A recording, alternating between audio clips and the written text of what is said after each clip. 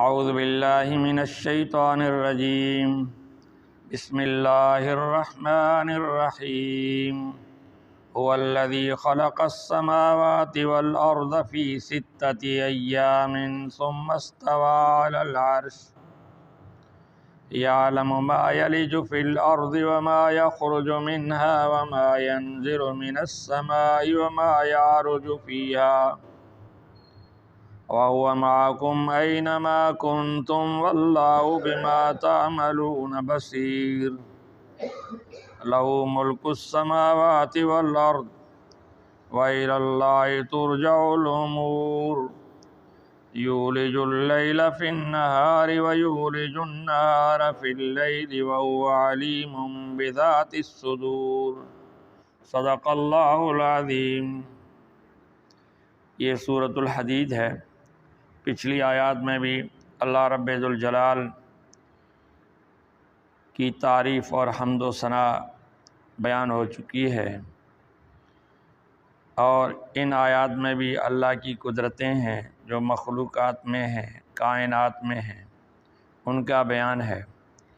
فرماتے ہیں هو الذی خلق السماوات والارض فی ستۃ ایام، اللہ وہی ہے جس نے آسمانوں اور زمینوں کو پیدا کیا 6 دن کی مقدار میں۔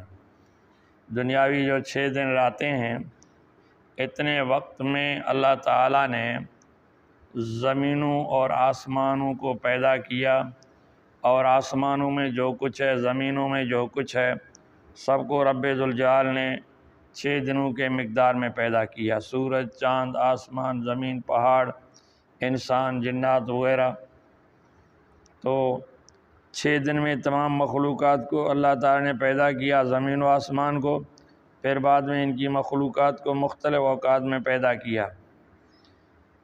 تو یہ اللہ تعالیٰ تو وہ ہے اذا اراد اللہ شیئا ان یقول له کن فیکون، اللہ جب کسی کام کا ارادہ کرتے ہیں، کہتے ہیں ہو جا، وہ ہو جاتا ہے۔ تو یہاں سوال پیدا ہوتا ہے 6 دن کیوں لگائے؟ یہ اس لیے کہ اللہ تعالیٰ ہمیں سکھاتا ہے کہ ہم کوئی بھی بڑا کام کریں تو اس کو تدریجاً آہستہ آہستہ کریں۔ یکدم جیسے ہم مکان بنائیں، یکدم نہیں بنا سکتے۔ ہم کوئی فصل بوئیں، کاشت کریں، یکدم اگ نہیں سکتا، یکدم تیار نہیں ہو سکتا۔ تو اسی طرح ہر کام میں اللہ نے تدریج رکھی ہے کہ تدریج کے ساتھ جو کام ہوگا وہ صحیح اور پائیدار ہوگا، اور جو تدریج کے ساتھ نہیں ہوگا وہ ناپائیدار ہوگا۔ تو اللہ تعالیٰ نے 6 دن اور راتیں ہماری تربیت کے لیے لگائی ہیں، ورنہ اسے کسی جو ہے تو اتنے وقت کی ضرورت نہیں ہے، وہ تو پلک جھپکتے میں اللہ سب کچھ کر سکتے ہیں، اتنی قوت اور طاقت والے ہیں۔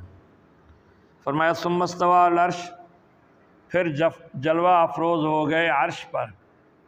عرش ہے جہاں اللہ جلوہ افروز ہیں، لیکن یہ عرش 7 آسمانوں سے بھی اوپر ہے، لیکن کائنات کا ہر ذرہ اللہ کے سامنے ہے۔ نبی اکرم صلی اللہ علیہ وسلم کی حدیث ہے کہ پوری کائنات، زمین و آسمان اللہ کے سامنے ایسے ہے جیسے ہمارے ہاتھ ہمارے سامنے ہے۔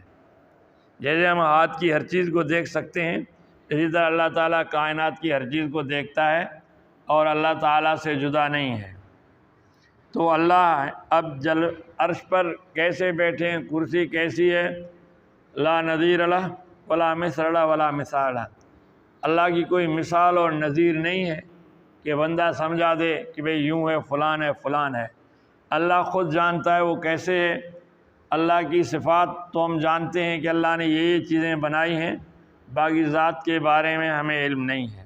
بعض اوقات شیطان انسان کو وسوسہ ڈالتا ہے، مختلف سوالات اللہ کے بارے میں کرتا ہے، اسی وجہ سے بہت سے لوگ گمراہ ہو جاتے ہیں جو رب کا انکار کر بیٹھتے ہیں۔ جیسے فرعون تھا، کہتا ہے انا ربکم الاعلی، میں بڑا رب ہوں، میرے ساتھ کوئی رب ہے کیا؟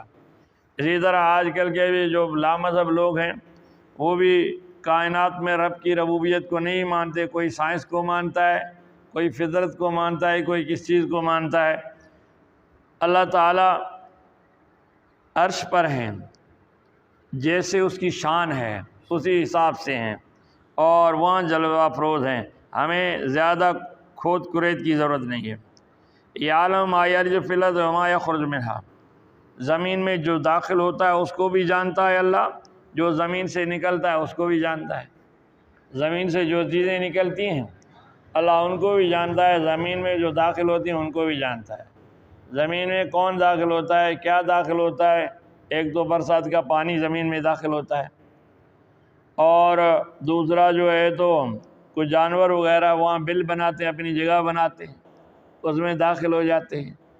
اسی طرح ہم بیج وغیرہ جو اس میں داخل کرتے ہیں زمین کے اندر، درخت لگاتے ہیں، ٹہنی لگاتے ہیں، کسی بھی چیز لگاتے ہیں، پھر ہم جو خود لگائیں یا دیکھیں اس کا تو ہمیں پتہ ہے، ویسے دوسری چیز کا ہمیں پتہ نہیں ہے کیا نہیں ہے، چاہے کتنا بڑا آ جائے، لیکن اللہ رب الجلال جانتے ہیں کہ زمین کے اندر کیا داخل ہوتا ہے کیا نکلتا ہے۔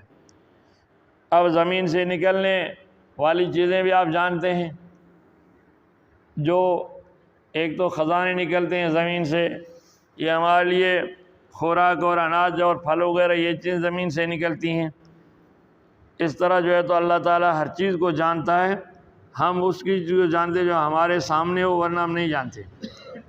وما ينزل من السماء وما يعرج فيها، آسمانوں سے جو چیز اترے اللہ اس کو بھی جانتے ہیں، اور جو اوپر چڑھے اس کو بھی جانتے ہیں۔ آسمانوں سے اترنا فرشتے اترتے ہیں، اور آسمان سے اللہ کے احکامات اترتے ہیں، ہماری روزی اترتی ہے، ان کے فیصلے اترتے ہیں۔ اس طرح برسات آسمان کی طرف سے آتی ہے، بارشیں ہوتی ہیں، تو جو آسمانوں کی طرف سے جو اترے وہ بھی اللہ جانتا ہے، اور جو آسمانوں پہ چڑھے وہ فرشتے زمین پر اترتے ہیں، پھر وہ آسمان سے اترتے ہیں، پھر اوپر جاتے ہیں۔ اس طرح انسان کے اعمال بھی آسمانوں کی طرف جاتے ہیں۔ یہ جو آسمانوں کی طرف جائے جو آئے، انسان کی دعائیں جاتی ہیں، عبادات جاتی ہے، انسان جو خدا سے دعا مانگتا ہے، نبی صلی اللہ علیہ وسلم فرمایا کہ جو مظلوم ہے اس کی دعا بہت جلدی قبول ہوتی ہے، کیونکہ اللہ تعالیٰ کے فرشتے انتظار میں ہوتے ہیں، قبولیت انتظار میں ہوتی ہے کہ کب فریادی فریاد کرے اور اللہ حل کرے اس کو۔ جیسے اللہ فرماتا ہے میں قریب ہوں، اجیب دعوت الداعی اذا دعان، جب مجھے کوئی بلاتا ہے، کوئی مجھ سے مانگتا ہے، میں اس کا مسئلہ حل کر دیتا ہوں، اور میں اس کو جواب دیتا ہوں اور اس کو قبول کرتا ہوں۔ فارسی والا کہتا ہے بترسز آہ مظلومہ کے ہنگامے دعا کردن، اجابت از در حق بہر استقبال میں آیت، یعنی مظلوموں کی بد دعا سے ڈرو، ان کی آہ سے ڈرو، مظلوموں پر ظلم نہیں کرنا ہے، کیونکہ جب وہ دعا کرتے ہیں تو قبولیت اس کے استقبال کے لیے کھڑی ہوتی ہے، کہ جیسے ہی مظلوم کی دعا پہنچتی ہے اللہ کی مدد فوراً آ جاتی ہے۔ تو ہماری دعائیں، ہماری عبادتیں، ہمارے اعمال آسمانوں کی طرف جاتے ہیں، فرشتے آسمانوں کی طرف جاتے ہیں۔ فرمایا وَهُوَ مَعَكُمْ، اللہ تعالیٰ تمہارے ساتھ ہے، اینما کنتم، جہاں تم ہو وہاں اللہ تمہیں دیکھتا ہے۔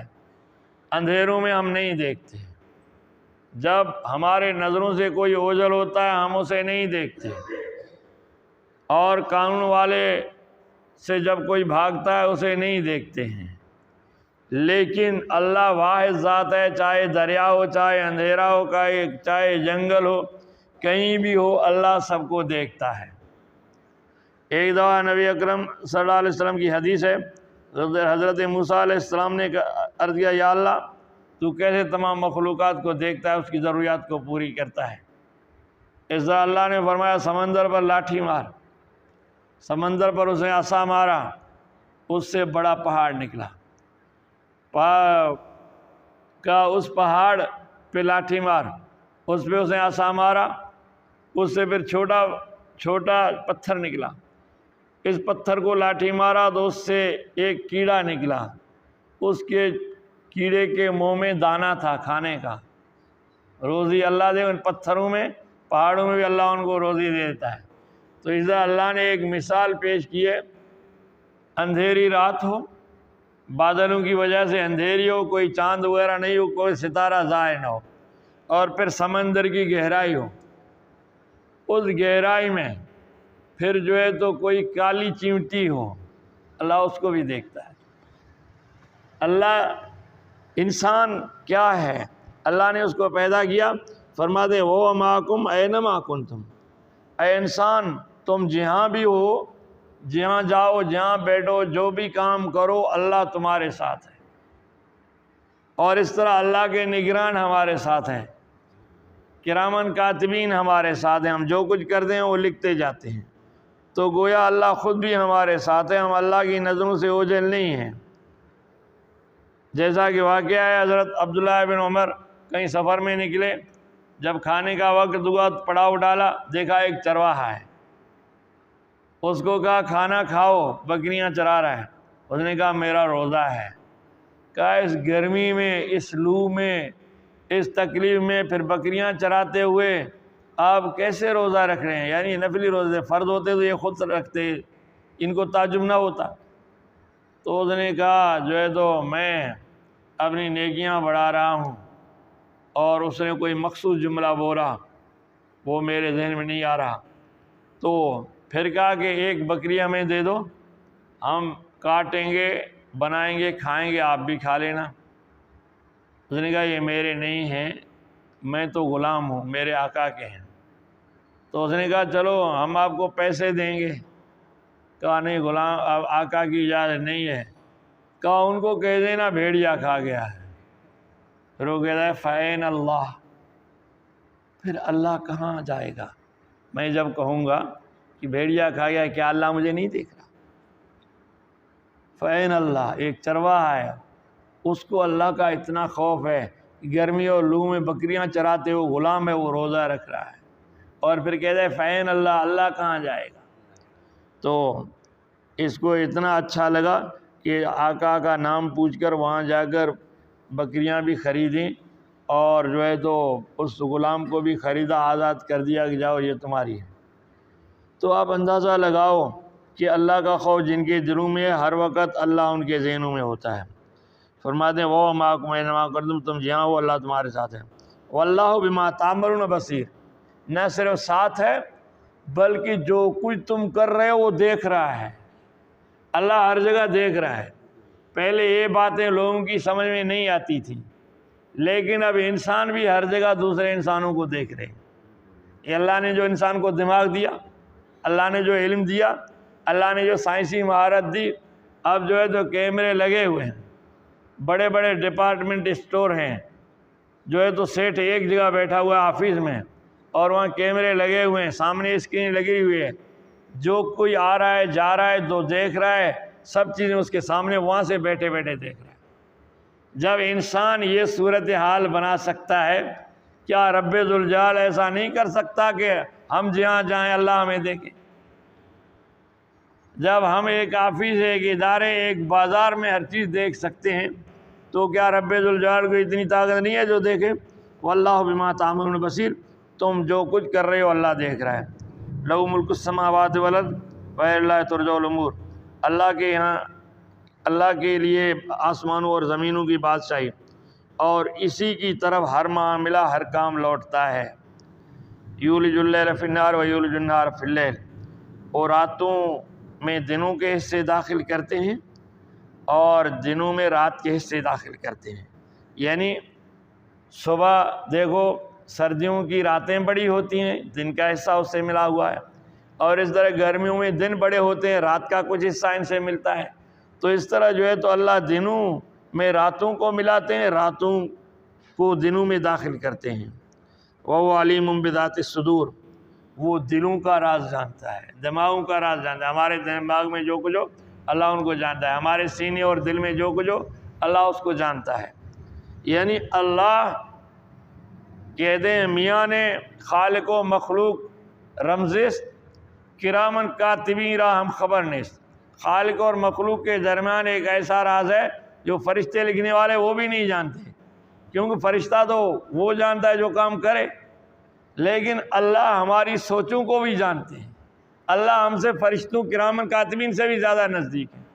تو اس سے بڑی بات کیا ہوگی کہ تم جہاں ہو اللہ تمہارے ساتھ ہے، تم جو کچھ کر رہے ہو اللہ تمہیں دیکھ رہا ہے، اور وہ تمہارے دلوں اور سینوں کا راز جانتا ہے۔